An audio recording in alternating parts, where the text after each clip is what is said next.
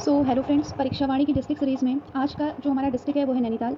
आज से अभी तक हमने जो डिस्ट्रिक्ट्स की थी, जो ज़िले हमने किए थे वो सभी ज़िले गढ़वाल मंडल के थे। अब हम अपना कुमाऊँ मंडल को हम कंप्लीट करेंगे, जिसमें हमारा जो पहला डिस्ट्रिक्ट हमने जो लिया है वो लिया है नैनीताल। इधर ऊपर यहाँ पे नैनीताल का मैप लगा हुआ है।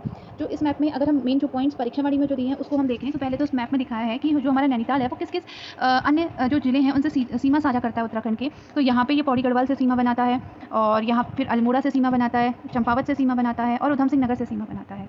अगर हम अन्य राज्य की बात करें जिससे नैनीताल सीमा बनाता है तो वो आ गया हमारा उत्तर प्रदेश।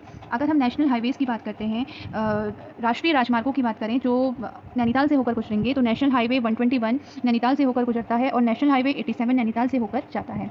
अगर हम इसके फेमस प्लेसेस की बात करें, जो कुछ फेमस जो जगह हैं नैनीताल में जो मैप में हमें दिख रही हैं अभी, तो हमें देख लेते हैं। तो यहाँ पे हमारा आता है गर्जिया देवी मंदिर, काफ़ी फेमस प्लेस है, माता गर्जिया देवी को समर्पित है।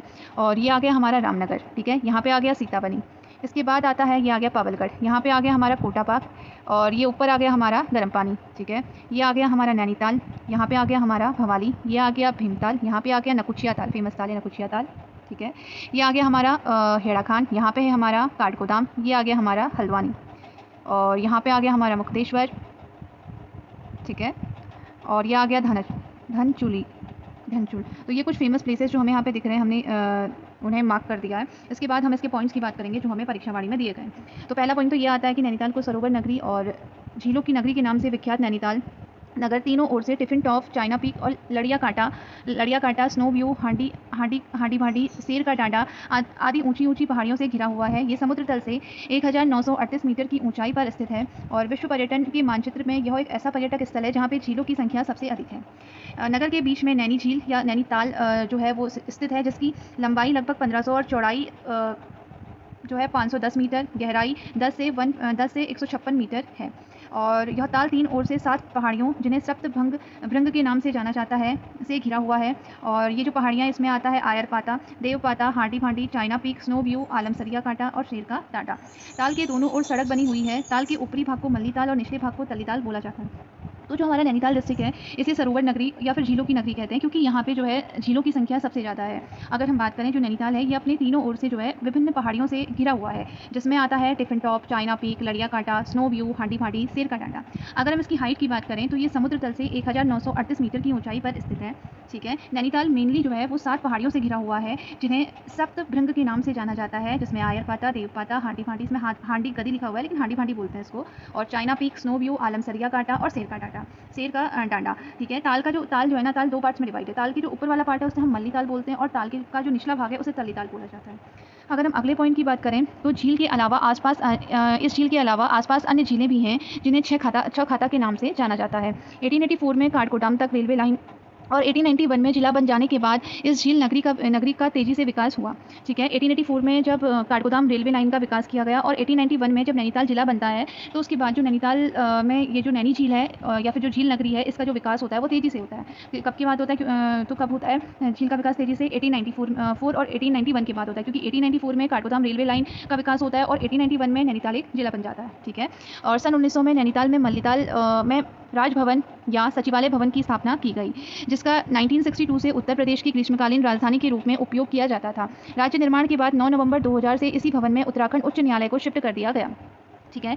जो नैनीताल में जो मल्लीताल जगह है, मल्लीताल में जो राजभवन है जिसे सचिवालय भवन भी कहते थे, तो 1900 में सचिवालय भवन की स्थापना होती है, ठीक है। और फिर जिसका यूज़ 1962 से उत्तर प्रदेश जो गवर्नमेंट थी, उत्तर प्रदेश जो सरकार थी, वो अपनी ग्रीष्मकालीन राजधानी के रूप में प्रयोग करती थी। किसका ग्रीष्मकालीन राजधानी 1962 से राज्य गठन तक जो उत्तर प्रदेश की थी वो नैनीताल थी। नैनीताल में कौन सा जो किस जगह पे ये राजधानी थी, सचिवालय भवन का ये लोग यूज़ करते थे अपने कामकाजों के लिए। और जब 9 नवंबर 2000 में जो है उत्तराखंड राज्य का गठन होता है तो उत्तराखंड उच्च न्यायालय को इस राजभवन में शिफ्ट किया जाता है। अगर हम नैनीताल के प्रमुख दर्शनीय स्थलों की बात करें तो इसमें आता है पहला नैना देवी मंदिर। ये मां नैना को समर्पित है। नैनी झील के किनारे मल्लीताल के पास मां नैना देवी का एक भव्य मंदिर है। प्राचीन नैना देवी मंदिर का निर्माण श्री मोतीराम शाह जी ने करवाया था, जो 1880 में भीषण भूस्खलन से नष्ट हो गया। दबी मूर्ति को निकालकर वर्तमान में एक नए सिरे से मंदिर का निर्माण कर ज्येष्ठ नवमी नवमी सन 1882 में इसकी पुनः स्थापना की गई। तो जो नैना देवी मंदिर है वो माँ नैना देवी को समर्पित है। कहा जाता है कि जो नैनी झील है इसका निर्माण माँ जो सती थे उसके नैनो माँ सती के जो नैन थे आइस थी उनके गिरने से हुआ है। तो इस मंदिर का नाम नैना देवी पड़ा। और नैना देवी का जो पुराना मंदिर था ना वो मोतीराम शाह के द्वारा, मोतीराम शाह जी नाम के एक व्यक्ति थे, उन्होंने करवाया था जो मेन जो प्राचीन मंदिर था। बट 1880 में नैनीताल में एक भूस्खलन होता है तो मंदिर भी इस भूस्खलन के जो है चपेट में आता है। तो मंदिर भी नष्ट हो जाता है। तो जो मूर्ति होती है ना वो दब जाती है नीचे। तो दबी मूर्ति को निकालकर वर्तमान जो मंदिर है उसका निर्माण करवाया जाता है। इसकी पुनः स्थापना की जाती है 1882 में। उसके बाद जो अगला दर्शनीय स्थल है वो है नैना पीक। ठीक है, नैना पीक 2611 मीटर की ऊंचाई पर नैनीताल की सबसे ऊंची चोटी है। नैना पीक से हिमालय का मनोरम छट्टा का स्पष्ट दृश्य देखा जा सकता है। तो नैना पीक जो है वो नैनीताल की सबसे ऊंची चोटी है। अगर इसकी हाइट की बात करें तो 2611 मीटर की इसकी ऊंचाई है। 2611 मीटर की ऊंचाई पर नैना पीक स्थित है। नैनीताल की सबसे ऊंची चोटी है। तो यहाँ से जो हिमालय का जो व्यू है ना बहुत अच्छा व्यू दिखाई पड़ता है। तो ये काफ़ी इस वजह से एक टूरिस्ट प्लेस है। उसके बाद आता है स्नो व्यू शिखर की ऊंचाई जो है वो 2270 यानी कि 2270 मीटर की ऊंचाई पर जो स्नो व्यू जो शिखर है वो सिचुएटेड है। यह बहुत आकर्षक स्थल है। यहाँ पैदल या रज्जू मार्ग के द्वारा पहुंचा जा सकता है और रोपवे मल्लीताल से बनाया गया है। इसके लिए जो रोपवे है वो मल्लीताल से बनाया गया है। तो स्नो व्यू भी एक टूरिस्ट प्लेस है फेमस। यहाँ से भी हिमालय का व्यू जो है अच्छा सा व्यू दिखाई पड़ता है। अगर इसकी हाइट की हम बात करते हैं तो 2270 मीटर की हाइट में स्नो व्यू सिचुएटेड है। बट मेन इंपॉर्टेंट है नैना पीक क्योंकि ये नैनीताल की हाईएस्ट पीक है। अगर हम इसकी हाइट की बात करते हैं नैना पीक की तो 2611 मीटर की हाइट पे ये सिचुएटेड है। उसके बाद आता है नैनी झील, जिसके बारे में भी जब हमने स्टार्ट किया था नैनीताल तब भी हमने ये पढ़ा था कि ये 7 पहाड़ियों जिसे सप्तभृंग के नाम से जाना जाता है, 7 पहाड़ियों से घिरी नैन यानी कि आंख के आकार वाली यह झील नैनीताल की पहचान है। इस झील का नैना नाम देवी नैना के नाम पे पड़ा है। पौराणिक कथाओं के अनुसार भगवान शिव देवी सती का मृत शरीर को लेकर जा रहे थे तो उनकी आंखें यहाँ पर गिरने से इस झील का निर्माण हुआ।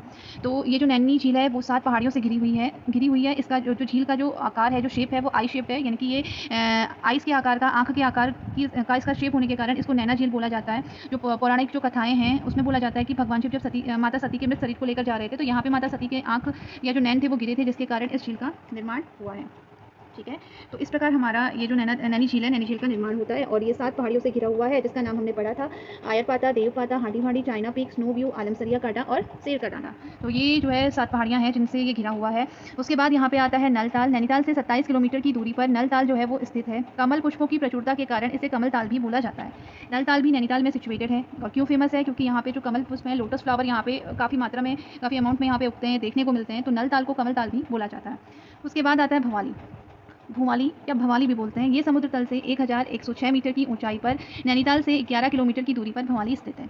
भवाली अपनी प्राकृतिक उत्कृष्टता और पर्वतीय फल बाजार के लिए फेमस है। ठीक है, भवाली ये भी एक फेमस प्लेस है। यहाँ पे क्या है, भवाली में जो है ये पर्वतीय फल बाजार है, यानी कि जो पहाड़ों से जो भी जहाँ से फल वगैरह जो आती है ना, फल वगैरह की काफ़ी बड़ी मंडी है।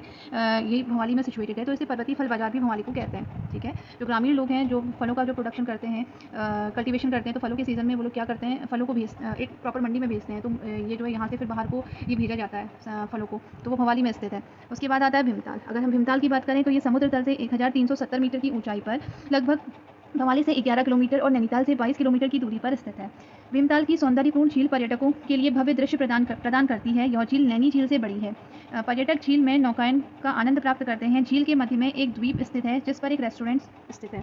ठीक है, तो भीमताल भी जो है एक अपने ताल के लिए, जो भीमताल है यहाँ पे भी एक ताल है जो अपने ताल के लिए फेमस है। यहाँ पे काफ़ी मात्रा में टूरिस्ट आते हैं। और ये जो ताल है ना भीमताल का, ये नैनीताल से, ये जो झील है ये नैनीताल से पड़ी है। और झील के बीचों बीच में ना एक टापू है, एक द्वीप है जहाँ पे एक रेस्टोरेंट खुला है। ठीक है, तो एक काफ़ी अच्छा एक टूरिस्ट प्लेस है। उसके बाद आता है कैंची धाम। तो ये जो है नैनीताल अल्मोड़ा मार्ग पर भवाली से 8 किलोमीटर की दूरी पर बाबा नीम करौली महाराज द्वारा स्थापित मंदिर आज पर्यटक का एक महत्वपूर्ण स्थल बन गया है। प्रतिवर्ष 15 जून को एक विशाल भंडारे का आयोजन किया जाता है। तो कैंची धाम जो है ये नैनीताल और अल्मोड़ा मार्ग पर पड़ता है। भवाली से कुछ दूरी पर ये सिचुएटेड है। बाबा नीम करौली महाराज के द्वारा इस मंदिर का जो है निर्माण किया गया था। प्रतिवर्ष 15 जून को यहाँ पे एक विशाल भंडारे का आयोजन किया जाता है। ठीक है, उसके बाद अगर हम अगले प्लेस की बात करते हैं तो यहाँ पे आता है हमारा लैंड्स एंड। ये भी नैनीताल में स्थित है। तो जो लैंड्स एंड है ये नैनीताल से 4.08 किलोमीटर की दूरी पर स्थित है। इस स्थान से खुरपाताल का रमणीय दृश्य और ऊंची नीची मनोरम पर्वत श्रृंखलाओं का भी दर्शन किया जाता है। ठीक है, तो लैंड्स एंड जो है ये नैनीताल से 4.08 किलोमीटर की दूरी पर स्थित है। यहाँ से जो है खुरपाताल का एक व्यू, बहुत प्यारा व्यू यहाँ से देखने को मिलता है। और ऊंची नीची जो भी पर्वत हैं, जो भी माउंटेन्स हैं, उनकी जो रेंज है उसका भी एक प्यारा सा व्यू यहाँ से देखने को मिलता है। ये भी काफ़ी अच्छा एक टूरिस्ट प्लेस है। तो ये पूछा जा सकता है कि लैंड्स एंड कौन से जिले में स्थित है? तो ये नैनीताल में स्थित है। कौन सी ताल या कौन सा लेक यहाँ से दिखाई पड़ता है? तो वो खुरपाताल यहाँ से दिखाई पड़ता है। उसके बाद है कॉर्बेट राष्ट्रीय उद्यान। ठीक है, कॉर्बेट नेशनल पार्क। तो 1936 में हेली नेशनल उद्यान के नाम से इसकी स्थापना होती है और इसका जो वर्तमान नाम है कॉर्बेट नेशनल जो पार्क है 1957 में इसका ये नाम इसे मिलता है। यह मतलब ये जो कॉर्बेट राष्ट्रीय पार्क है 520.82 वर्ग किलोमीटर क्षेत्रफल में ये विस्तृत है, यानी कि 520.82 किलोमीटर स्क्वायर का एरिया में जो कॉर्बेट नेशनल पार्क है ये फैला हुआ है। अगर हम बात करें कि इसका कुछ पार्ट पौड़ी में आता है, कुछ पार्ट नैनीताल में आता है, तो पौड़ी में इसका जो पार्ट आता है उसका जो एरिया है वो है हमारा 312.76 किलोमीटर स्क्वायर, यानी कि 312.76 किलोमीटर स्क्वायर का जो एरिया है वो पौड़ी गढ़वाल के अंतर्गत आता है और 208.8 किलोमीटर स्क्वायर का जो क्षेत्र है वो नैनीताल में आता है। ठीक है, तो कॉर्बेट राष्ट्रीय जो उद्यान है इसकी स्थापना जो होती है वो 1936 में हेली नेशनल पार्क के रूप में होती है और 1957 में इसका जो नाम है वो कॉर्बेट नेशनल पार्क पड़ता है और 520.82 किलोमीटर स्क्वायर के एरिया में ये फैला हुआ है और पौड़ी और नैनीताल दोनों ही जिलों में इसका विस्तार है और 312.76 किलोमीटर स्क्वायर का एरिया पौड़ी के अंतर्गत आता है और 208.8 किलोमीटर स्क्वायर का जो क्षेत्र है जो एरिया है वो नैनीताल में आता है। इस पार्क का प्रवेश द्वार ढिकाला या नैनीताल में है जो कि रामनगर से काफ़ी नज़दीक है, यानी कि इसका जो कॉर्बेट राष्ट्रीय जो उद्यान है कॉर्बेट नेशनल जो पार्क है उसका प्रवेश द्वार ढिकाला को बोला जाता है जो नैनीताल में आता है। ठीक है, और रामनगर के काफ़ी पास है, तो रामनगर जो है एक रामनगर जगह है जो कि नैनीताल में पड़ती है। ठीक है, अन्य जो नेशनल पार्क हैं और भी जो राष्ट्रीय उद्यान उत्तराखंड में स्थित हैं तो उसमें से सबसे ज़्यादा जो टूरिस्ट है वो कॉर्बेट राष्ट्रीय उद्यान में ही आते हैं। ठीक है, उसके बाद आता है कालाढूंगी। अगर हम कालाढूंगी की बात करते हैं तो नैनीताल से 50 किलोमीटर और कॉर्बेट से 35 किलोमीटर की दूरी पर कालाढूंगी स्थित है। यहाँ जिम कॉर्बेट का मकान और संग्रहालय वन प्रेमियों का आकर्षक का केंद्र है। तो जो कालाढूंगी प्लेस है ये भी नैनीताल में ही पड़ता है। यहाँ पे जो जिम कॉर्बेट जो थे उनका यहाँ पे मकान है और यहाँ पे एक म्यूज़ियम भी बनाया गया है जहाँ पे टूरिस्ट या फिर जिन लोगों को फॉरेस्ट वगैरह पे काफ़ी इंटरेस्ट होता है, चीज़ों को देखने में जो इंटरेस्टेड रहते हैं वो लोग यहाँ पे काफ़ी मात्रा में वो टूरिस्ट यहाँ पे इस संग्रहालय को इस म्यूज़ियम को देखने के लिए आता है। ठीक है, और कॉर्बेट फॉल भी यहाँ पे आता है, जो प्रपात जो है जलप्रपात कॉर्बेट फॉल जो है वो भी यहाँ पे एक फेमस टूरिस्ट प्लेस है कालाढूंगी में। उसके बाद है वेधशाला। शहर से 4.4 किलोमीटर की दूरी पर स्थित 1651 मीटर ऊंची पहाड़ी पर नैनीताल में एरिश वेधशाला है। जो एरिश नाम की जो वेधशाला है वो कहाँ है, ये भी नैनीताल में स्थित है। उसके बाद आता है घोड़ाखाल नैनीताल से लगभग 15 किलोमीटर की दूरी पर घोड़ाखाल नामक स्थान में स्थित है। यहाँ पर न्यायकारी क्वैल या गोलू देवता का मंदिर है। जनश्रुति के अनुसार न्याय न मिलने पर निर्दोष व्यक्ति गोलू देवता के दरबार में प्रार्थना पत्र जमा करता था तथा उसको गोलू देवता न्याय दिलाते थे। स्थानीय लोगों ने इस न्याय के देवता को डाना गोलू, कैराड़ गोलू, बड़ी गोलू या ग्वैल के नाम से पूछते हैं। तो घोड़ाखाल ये जो है ये भी नैनीताल में स्थित है। यहाँ पे ग्वैल या गोलू देवता का एक मंदिर है जिन्हें न्याय के देवता के रूप में उत्तराखंड में पूजा जाता है। न्याय न मिलने पर निर्दोष व्यक्ति जो है वो ग्वैल या गोलू देवता के दरबार में जाकर अपना प्रार्थना पत्र जमा करता था और ग्वैल या गोलू देवता उसको न्याय दिलाते थे। ठीक है, उसके बाद आता है हमारा काठगोदाम गौला नदी के तट पर स्थित काठगोदाम पूर्वोत्तर रेलवे का जो बड़ी लाइन है कुमाऊं क्षेत्र का एक महत्वपूर्ण टर्मिनल रेलवे स्टेशन है। यह स्टेशन 1884 में चालू हुआ था। कुमाऊं के पर्वतीय क्षेत्रों एवं पर्यटक स्थलों को देश के अन्य भागों से सीधे जोड़ने वाला यह स्टेशन कुमाऊं का प्रवेश द्वार माना जाता है। यह पहाड़ी क्षेत्र की एक प्रमुख व्यापारिक मंडी भी है। नैनीताल भीमताल कौसानी रानीखेत और अन्य पर्यटक स्थलों के लिए देश विदेश से आने वाले सैलानी इसी रेलवे स्टेशन पर निर्भर करते हैं। 1994 में इसे बड़ी रेलवे लाइन से जोड़ा गया। तो काठगोदाम जो है वो गौला नदी के तट पे सिचुएटेड है और पूर्वोत्तर रेलवे लाइन का ही एक भाग है। और ये जो काठगोदाम रेलवे स्टेशन है ये 1884 में जो है स्टार्ट होता है और 1994 में इसको बड़ी रेलवे लाइन से जोड़ा जाता है और ये कुमाऊं के अन्य पर्वतीय क्षेत्रों और पर्यटक जो स्थलों से देश के अन्य भागों को जोड़ता है। तो इसे कुमाऊं का प्रवेश द्वार, तो इस स्टेशन को जो काठगोदाम रेलवे स्टेशन है इसे कुमाऊं का प्रवेश द्वार भी बोला जाता है। इसके बाद आता है हल्द्वानी। 16वीं सदी में चंद राजा रूपचंद के समय गौला नदी के तट पर वर्तमान हल्द्वानी वाले स्थान पर बस्तियां बननी शुरू हुई थी। आज यह राज्य का सबसे बड़ा व्यापारिक नगर है। इस क्षेत्र में हल्दू के पेड़ की अधिकता होने के कारण पहले इसका नाम हल्द्वानी और बाद में हल्द्वानी पड़ा। 1834 में कमिश्नर विलियम ट्रेल ने इसे वर्तमान हल्द्वानी नाम दिया। कमिश्नर रैमजे ने इस क्षेत्र में अनेक नहरें बनवाई और इसे भी कुमाऊं का द्वार बोला जाता है। जो हल्द्वानी है, अगर हम बात करें कि हल्द्वानी में बस्तियां बननी कब स्टार्ट हुई, तो 16वीं सदी में जब चंद राजा रूपचंद का शासनकाल था तो गौला नदी के तट पे हल्द्वानी में बस्तियों के बनने की शुरुआत चंद राजा रूपचंद के समय में 16वीं सदी में हुई थी। ये राज्य का सबसे बड़ा व्यापारिक नगर है। पहले यहाँ पे हल्दू के पेड़ की अधिकता होने के कारण इस क्षेत्र को हल्दूवनी बोला जाता था और बाद में 1834 में कमिश्नर विलियम ट्रेल ने इसे वर्तमान हल्द्वानी नाम दिया। किसने दिया? कमिश्नर विलियम ट्रेल ने, या फिर कमिश्नर ट्रेल ने इसे हल्द्वानी नाम दिया। कब? 1834 में। हल्द्वानी जो नाम है वो किसने दिया? 1834 में कमिश्नर विलियम ट्रेन ने दिया। यहाँ पे बस्तियाँ बनने की शुरुआत चंद्रराजा रूपचंद के समय में 16वीं सदी में कोला नदी के तट पे हुई थी। ठीक है। इसके बाद यहाँ पे कमिश्नर रैमजे ने अनेक नहरें बनवाई थी और इसे कुमाऊं का द्वार बोलते हैं। तो हल्द्वानी 16वीं सदी में चंद्रराजा रूपचंद के समय में कोला नदी के तट पर वर्तमान हल्द्वानी वाले स्थान में बस्तियाँ बननी शुरू हुई थी। सबसे बड़ा व्यापारिक नगर है। हल्दू के पेड़ की अधिकता होने के कारण इसे हल्द्वानी बोला जाता था। 1834 में कमिश्नर ट्रेन ने इसे वर्तमान नाम हल्द्वानी दिया और रैमजे ने यहाँ पे अनेक नहरें बनवाई थी। कुमाऊं का द्वार बोला जाता है। यह नगर बरेली काठगोदाम रेलवे पथ पर काठगोदाम से 8 किलोमीटर की दूरी पर दक्षिण की ओर स्थित है। ठीक है। अगर हम अगले पॉइंट की बात करते हैं, हल्द्वानी काठगोदाम संयुक्त नगर निगम जनसंख्या की दृष्टि से देहरादून और हरिद्वार के बाद सबसे बड़ा नगर निगम है। अगर हम पॉपुलेशन की बात करें तो पॉपुलेशन में अगर बात करें तो जो हमारा देहरादून और हरिद्वार जो नगर निगम है उसके बाद जो हल्द्वानी काठगोदाम संयुक्त नगर निगम की जो जनसंख्या है तीसरे नंबर पर आती है। ठीक है। उसके बाद आता है रानीबाग। उत्तरायणी मेले के लिए प्रसिद्ध यह स्थल हल्द्वानी से 9 किलोमीटर की दूरी पर गौला नदी के तट पर स्थित है।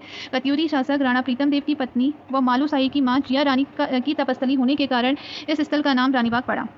ठीक है। जो रानीबाग है ये अपने उत्तरायणी मेले के लिए फेमस है और ये गौला नदी के तट पर स्थित है। ये जो है कत्यूरी शासक जो राणा प्रीतम देव थे उनकी पत्नी और मालूशाही की जो माँ थी जिया रानी की ये तपस्थली था और जिया रानी की तपस्थली होने के कारण इस स्थल का नाम रानीबाग पड़ा। उसके बाद आता है हमारा मुक्तेश्वर। हल्द्वानी से 51 किलोमीटर की दूरी पर स्थित यह नगर फलदार और बांज पुरास के घने वृक्षों से घिरा हुआ है जो कि समुद्र तल से 3000 मीटर की ऊंचाई पर स्थित है। यहाँ 1890 में स्थापित भारतीय पशु चिकित्सा शोध संस्थान तथा मुक्तेश्वर मंदिर है। तो मुक्तेश्वर जो प्लेस है ये भी कहाँ पे स्थित है? ये भी नैनीताल में स्थित है। ये हल्द्वानी से 51 किलोमीटर की दूरी पर स्थित है। फलदार और बांजपुरास के घने वृक्षों से ये घिरा हुआ है और 1890 में यहाँ पे भारतीय पशु चिकित्सा शोध संस्थान की स्थापना हुई है। और मुक्तेश्वर मंदिर भी यहाँ पे काफ़ी फेमस है जो भगवान शिव को समर्पित है। ठीक है। तो मुक्तेश्वर में जो फेमस प्लेसेस हैं, पहले तो यहाँ पे 1890 में स्थापित भारतीय पशु चिकित्सा शोध जो संस्थान है और जो मुक्तेश्वर महादेव का जो मंदिर है वो काफ़ी फेमस है। ठीक है। उसके बाद आता है रामगढ़। यह स्थान मुक्तेश्वर से कुछ ही दूरी पर स्थित है। इसी के पास गागर नाम का स्थान है। ये दोनों ही स्थान रसीले फलों सेब नाशपाती के केंद्र और अपनी प्राकृतिक सुंदरता के लिए प्रसिद्ध हैं। यहाँ रविंद्रनाथ टैगोर और महादेवी वर्मा ने प्रवास किया था। यहाँ कवित्री महादेवी वर्मा की स्मृति पर संग्रहालय भी बना हुआ है। तो रामगढ़ जो है ये मुक्तेश्वर से कुछ ही दूरी पर स्थित है और रामगढ़ के पास ही गागर नाम का एक स्थान भी है। ये दोनों ही जो प्लेस है ना, रामगढ़ हो गया, गागर हो गया और साथ ही साथ मुक्तेश्वर की भी बात करें तो ये दोनों ये जो प्लेसेस हैं अपने रसीले फलों, नाशपाती हो गया, सेब हो गया, आड़ू हो गया, इन सब के लिए ये फेमस हैं और अपनी प्राकृतिक सुंदरता के लिए फेमस हैं। और अगर स्पेसिफिक हम रामगढ़ की बात करते हैं तो रविंद्रनाथ टैगोर और कवित्री महादेवी वर्मा ने यहाँ पे प्रवास किया था। तो उन्हीं के नाम पे यहाँ पे टैगोर टॉप और महादेवी वर्मा संग्रहालय दोनों ही रामगढ़ में सिचुएटेड है। ठीक है। उसके बाद आता है रामनगर। अगर हम रामनगर की बात करें तो कमिश्नर रैमजे ने रामनगर को बसाया था। तो उन्हीं के नाम पे इसका नाम पहले रैमजी नगर रखा गया जो बाद में रामजी नगर और फिर रामनगर हो गया। कोशी नदी के तट पर ये नगर स्थित है। यह मुरादाबाद काशीपुर रेलवे पथ का अंतिम स्टेशन है। इस स्टेशन का कॉर्बेट के पर्यटक अधिक मात्रा में उपयोग करते हैं क्योंकि कॉर्बेट का प्रवेश द्वार ढिकाला इसके काफ़ी नज़दीक है।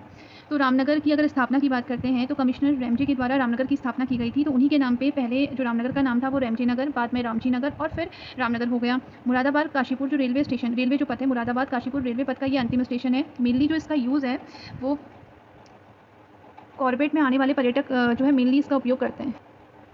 ज़्यादातर कॉर्बेट में आने वाले जो पर्यटक हैं वो इसका यूज़ करते हैं क्योंकि कॉर्बेट का जो प्रवेश द्वार है टिकाला वो रामनगर के काफ़ी नज़दीक है। उसके बाद आता है हमारा गर्जिया। रामनगर से 10 किलोमीटर की दूरी पर रानीखेत मार्ग पर स्थित गर्जिया कोशी नदी के बीचों बीच गर्जिया देवी का मंदिर स्थित है। यानी कि रामनगर रानीखेत मार्ग से उस दूरी पर जो गर्जिया जो स्थान है वो स्थित है। गर्जिया में ही कोशी नदी के बीचों बीच में माँ गर्जिया देवी का मंदिर है और इसी के पास सीतावनी भी स्थित है जहाँ पे महर्षि वाल्मीकि का आश्रम था और इसके भग्नावशेष जो है सीतावनी में महर्षि वाल्मीकि के आश्रम के अभी भी मौजूद हैं। गर्जिया के पास जो है ढिकुली स्थान है जो कत्यूरियों की राजधानी थी। ढिकुली से बौद्धकालीन मूर्तियाँ भी प्राप्त की गई हैं।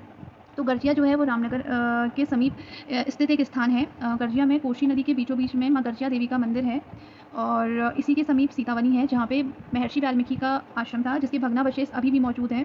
और गर्जिया देवी के पास में ही एक स्थान है ढिकुली। जो ढिकुली था ये कत्यूरियों की राजधानी था, ग्रीष्मकालीन राजधानी, और ढिकुली में बुद्धकालीन मूर्तियाँ भी प्राप्त हुई हैं। तो इस तरह से हमारा जो नैनीताल डिस्ट्रिक्ट है ये हमारा कंप्लीट हो गया। यानी कि कुमाऊं मंडल का जो पहला डिस्ट्रिक्ट है नैनीताल वो हमने कंप्लीट किया। अगला जो डिस्ट्रिक्ट है, अगला जो जिला है वो हम नेक्स्ट वीडियो में कंप्लीट करेंगे। So thanks for watching.